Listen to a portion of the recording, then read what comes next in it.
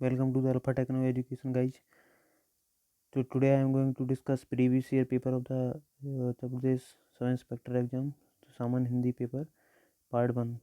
तो आज हम इसका सॉल्यूशन देखेंगे, जो कि हमने लास्ट वीडियो में इसका क्वेश्चन अपलोड करे थे, उसका हमने आप लोगों से आंसर ही मांगा था। तो today I am going to discuss the solution of this paper.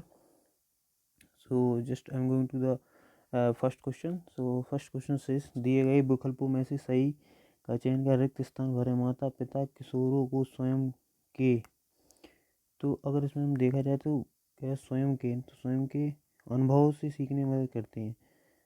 स्वयं के अनुभव से, तो ये क्वेश्चन का आंसर सी होना चाहिए। तो हम देख सकते हैं कि क्वेश्चन नंबर फर्स्ट है, दिए गए विकल्पों में से सही का चयन कर रिक्त स्थान भरे। माता पिता किशोरों को स्वयं के अनुभव से सीखने में मदद करते हैं। अगर हम उसका क्वेश्चन नंबर 2 देखें तो 2 कह रहा है सुधी का तिर्यक बहुवचन दिए गए विकल्प में से कौन सा है। तो सुधी है। सुधी का अगर बहुवचन देखा जाए तो सुधी ये बहुत ज़्यादा इंपॉर्टेंट है, ये बहुत सारी एग्जामों में भी आया है। सुधी का त्रिक वचन, तो सुधी का त्रिक वचन सुधीजन। क्वेश्चन नंबर 3, निम्न वाक्यों में किस भाग में त्रुटि है। तो आधी रात सोने से सोने की कीमत में भारी उछाल आया है। तो अगर हम इसका आंसर देखें कि आधी रात से सोने की कीमत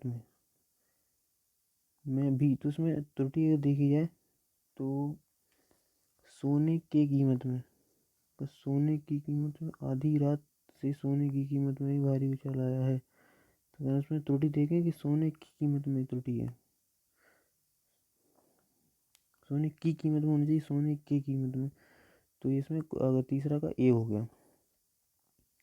तो अगर हम क्वेश्चन नंबर 4 पे चलते हैं, तो क्वेश्चन नंबर 4, 25 रुपये दीजिए, इसमें विशेष पहचान है। तो इसमें कौन सा वाक्य होगा। 25 रुपये विशेष में अनिश्चित संख्यावाचक या क्रमवाचक, समुदायवाचक, आवृत्तिवाचक।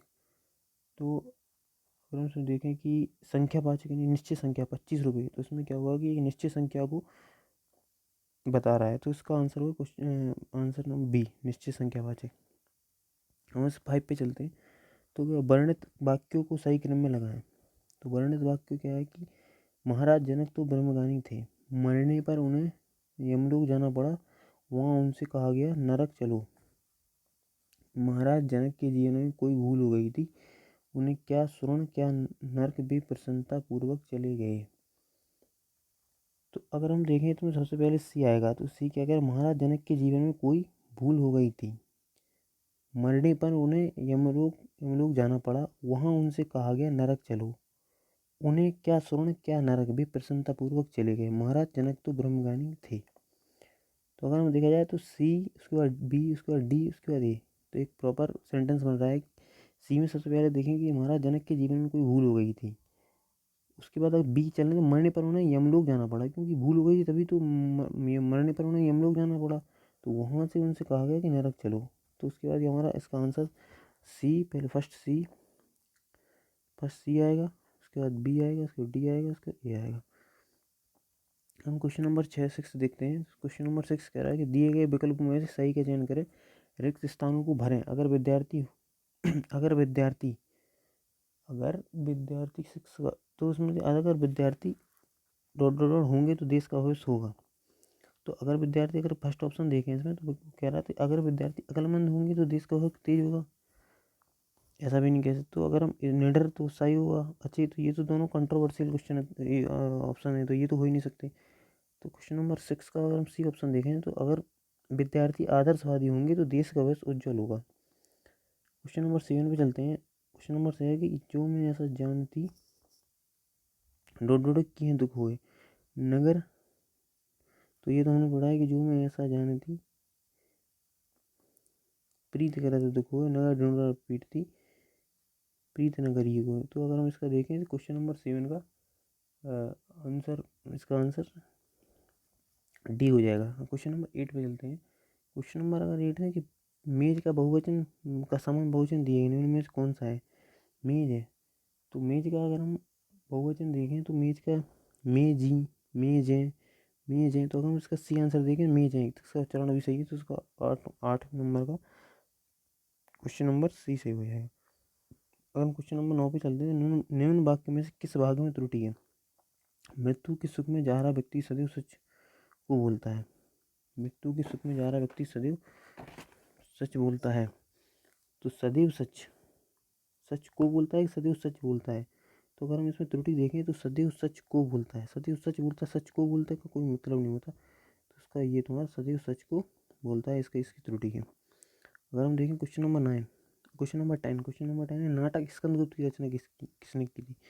तो स्कंदगुप्त की रचना जयशंकर प्रसाद जी ने की थी। ये नाटक स्कंदगुप्त है, ये नाटक है जयशंकर प्रसाद जी का है। क्वेश्चन नंबर 11 आता है कि आसमान का रंग नीला है, विशेष पहचान है। तो अगर 11, तो इसमें रंग नीला किसका है? विशेषता इसमें क्या है? आसमान। तो इसमें विशेष उसका होगा ये आसमान।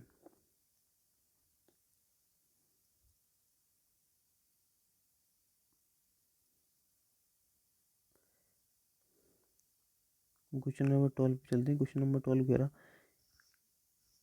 कि उच्च खिल के 3 समानार्थी शब्द दिए गए हैं, एक शब्द समानार्थी नहीं है, उस शब्द का चयन करें जो समानार्थी नहीं है। क्वेश्चन नंबर 12, तो क्वेश्चन नंबर 12 कह रहा है कि उच्च खंड के 3 समानार्थी शब्द दिए गए थे, एक शब्द समानार्थी नहीं, उस शब्द का चयन करें जो समानार्थी नहीं है। तो 12th का ये भुक्खण। तो उच्च खंड का खंड भी होता है, निरंकुश होता है और दंड भी होता है, बट भुक्खण नहीं होता है। तो क्वेश्चन नंबर 12 का आंसर हो जाएगा डी। क्वेश्चन नंबर 13 पे चलते हैं। क्वेश्चन नंबर 13 कह रहे हैं कि विचित्र के 3 समानार्थी शब्द दिए गए हैं, एक शब्द समानार्थी नहीं है, उस शब्द का चयन करें जो समानार्थी नहीं है। तो विचित्र, विचित्र में से अगर देखा जाए तो विचित्र का मतलब भिन्न है। विचित्र कोई चीज़ देखते हैं कि विचित्र कौन सी चीज़ है, तो अनूठा है या भिन्न है, विलक्षण है। पर अगर हम कहें रहस्यमय है तो ये गलत होगा। तो विचित्र का अगर डी आंसर, इसका समानार्थी शब्द नहीं है। क्वेश्चन नंबर 14 पे कनक कनकते सौगुनी मादकता अधिकार इस पंक्ति में प्रयुक्त अलंकार पहचान है। तो कनक कनकते सौगुनी, तो ये तो बहुत ही यमक अलंकार का बहुत ही पुराना एग्जाम्पल है, क्योंकि ज़्यादातर एग्जाम में जो भी हम 12th की परीक्षा देते थे उसमें सबसे ज़्यादा आता था। तो कनक कनकते सौगुनी मादकता अधिकार इस पंक्ति में यमक अलंकार है। क्वेश्चन नंबर 15 कह रहा है कि दिए गए विकल्पों में से कौन सा शब्द स्त्रीलिंग है? तो अगर हम देखें कि 15 का ए, ये इसका अगर देखा जाए 15 का ए, तो जो भी स्त्रीलिंग है। तो अब इसमें सबसे पहले ये क्वेश्चन आता है कि हम कैसे पहचानें कि ये स्त्रीलिंग कौन सा है, पुरुषलिंग कौन सा है? तो पेड़ है, तो पेड़ पे हम पेड़ का पत्ता होता है, पेड़ होता है, पेड़ होती नहीं है कभी। तो ये प्रकार का पुरुषलिंग है। शेर है, तो शेर लड़का और शेर तो तुम्हारा पुल्लिंग है, ये तो हमें पता ही है। बट हमें पेड़ और कुर्सी में भी इसमें बहुत ज़्यादा कन्फ्यूजन हो रहा है। तो पेड़ है, तो पेड़ सूखता है।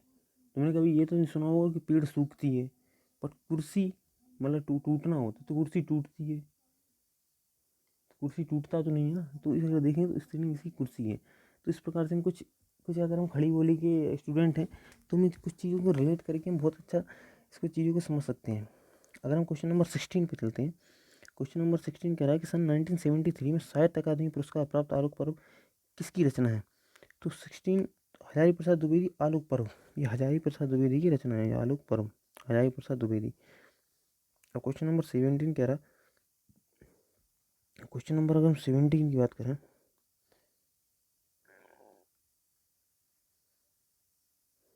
क्वेश्चन नंबर अगर 17 की बात करें तो सही कहावत पहचानिए। तो अगर सही कहावत में अगर हम देखा जाए तो सही कहावत पहचानने के लिए द क्वेश्चन कह रहा है कि सही कहावत पहचानिए। तो इसमें 4 ऑप्शन है। तो नाम न जाने आंगन टेढ़ा, ये तो सभी जानते हैं, तो इसका आंसर बी हो जाएगा, नाच न जाने आंगन टेढ़ा।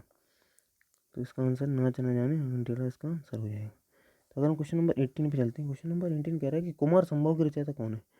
तो कुमार संभव के रचयिता है कालिदास। कालिदास ने कुमार संभव नामक का ये काव्य लिखा है, उसकी रचयिता है कालिदास जी। तो अगर क्वेश्चन नंबर 19 पे चलते हैं कि रहमन पानी राखी बिन पानी सब सुन, पानी गए न उगरे मोती मानुष चुन। तो इसमें क्या है कि 19 में अगर हम 19 का आंसर देखें तो उसमें श्लेष अलंकार होगा कि रहमन पानी राखिए बिन पानी सब सुन और पानी गए न उगरे मोती मानुष चुन, वर्णित लोकोक्ति में प्रयुक्त अलंकार पहचानेंगे। और क्वेश्चन नंबर 20 पे चलते हैं। क्वेश्चन नंबर 20 कह रहा है कि बच्चा बच्चा गया, इस वाक्य में प्रयुक्त काल पहचान। बच्चा गया, तो उसमें अगर देखेंगे कि बच्चा चला गया, मतलब इस प्रकार का भूतकाल का वाक्य हो गया। तो अगर हम इसका आंसर देखें तो इसका आंसर नॉर्मल हमारा ये समान भूतकाल में आएगा। बच्चा गया तो इसका समान भूतकाल में इसका आंसर हो जाएगा। क्वेश्चन नंबर हम 21 पे चलते हैं। क्वेश्चन नंबर 21 कह रहा है कि विकल्पों को वर्णित वाक्यों में से गलत वाक्य कौन सा है। तो गलत वाक्य के लिए अगर हम देखें कि जिधर दृष्टि डालो विज्ञान की चमत्कार दिखाई पड़ते हैं, हमें उपलब्ध सभी सुख सुविधाएं विज्ञान ही देन है, विज्ञान ने हमें जादू नगरी में पहुंचा दिया है। नेक्स्ट क्वेश्चन पे चलते हैं।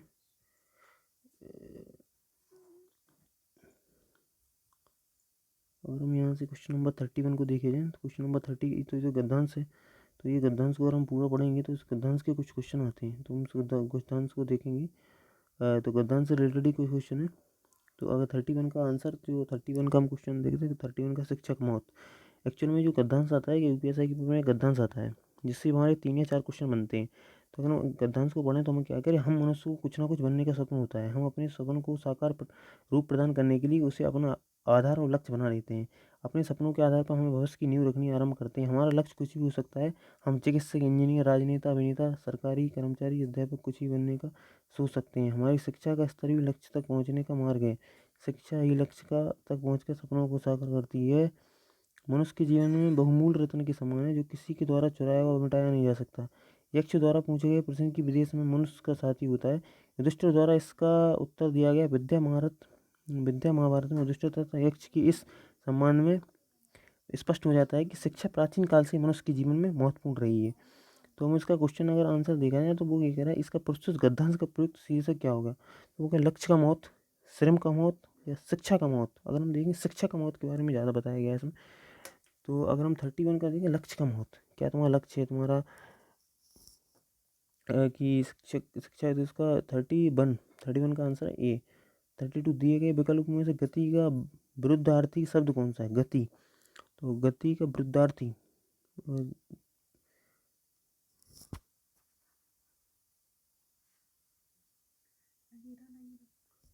32 दिए गए विकल्प में से गति का विरुद्धार्थी शब्द कौन सा है। तो गति का विरुद्धार्थी शब्द है दुर्गति, मंद, प्रगति, दुर्गति, आयतन। तो इसका आंसर होगा ए। 33 दिए गए विकल्पों में से किशोरों का समानार्थी शब्द कौन सा है। तो किशोरों का समानार्थी से पारिवारिक, कोलाहल, समझदार, तरुण। क्वेश्चन नंबर 34, रिक्त स्थान भरें। चेहरा हमारे विचारों का डॉट डॉट है, जो वही दिखाता है जो डॉट डॉट है। तो इसका आंसर में देखें तो 34 का बी होगा कि चेहरा हमारे विचारों का दर्पण है, जो वही दिखाता है जो सच है। गौ का सामान्य बहुवचन दिए गए हैं, इनमें कौन सा है। अब गाय, गौ या गाय, तो उसका हम 35 का आंसर देखें तो 35 का आंसर हुआ सी, गाय, गौ है। या अगर हम इसका सही उच्चारण देखें तो इसका आंसर होगा गौ है, ना कि गाय। तो ये की बहुत ज़्यादा क्वेश्चन है ये भी। तो सन 1974 में साहित्य अकादमी पुरस्कार शिव मंगल सिंह समन की रचना मिट्टी की बारात किस विधा की कृति है। अगर मिट्टी की बारात देखें तो मिट्टी की बारात 36 का आंसर देखें, मिट्टी की बारात एक नाटक है। क्वेश्चन देखें 36 का अगर देखें तो मिट्टी की बारात एक नाटक है। हम क्वेश्चन नंबर 37 में चलते हैं कि मन चंगा तो कटौती में गंगा। लोकोक्ति को पूर्ण करने के लिए सही विकल्प का चयन करें। तो इसका आंसर 37 का बी, मन चंगा तो कटौती में गंगा। क्वेश्चन नंबर 38, दिए गए विकल्पों में से सही का चयन करें। रिक्त स्थानों को भरें। जब कोई मर्यादा हो डॉट डॉट जाता है तो अपना डॉट डॉट खो देता है। तो जब कोई मर्यादा को लंघ जाता है तो अपना गरिमा खो देता है। तो अगर हम देखें इसका बहुत ही सिंपल क्वेश्चन है, 38 का आंसर हो जाएगा ए। जब कोई मर्यादा को लंघ जाता है तो अपनी गरिमा को खो बैठता है। हम क्वेश्चन नंबर 39 पे पहुँचते हैं। तो क्वेश्चन नंबर 39 कह रहा है कि विकल्पों में वर्णित वाक्यों में सही वाक्य का चयन करें। तो उसमें शरीर को स्वस्थ रखने के लिए एक ही साधन खेल भी है। तो 39 का है बी आंसर, शरीर को स्वस्थ रखने पर का एक ही साधन खेल भी है। क्वेश्चन नंबर अगर हम 40 में विनय पत्र का, तो ये सभी को पता है कि विनय पत्र का सूरदास जी की कृति है या कवि की रचना है। तो क्वेश्चन नंबर हम 40 जो कि हमारा सूरदास जी, इसका आंसर है सी। तो ये हमारी हिंदी की 40 क्वेश्चन हुए जो कि बहुत ज़्यादा इंपॉर्टेंट थे हमारे एग्जाम पॉइंट ऑफ व्यू से।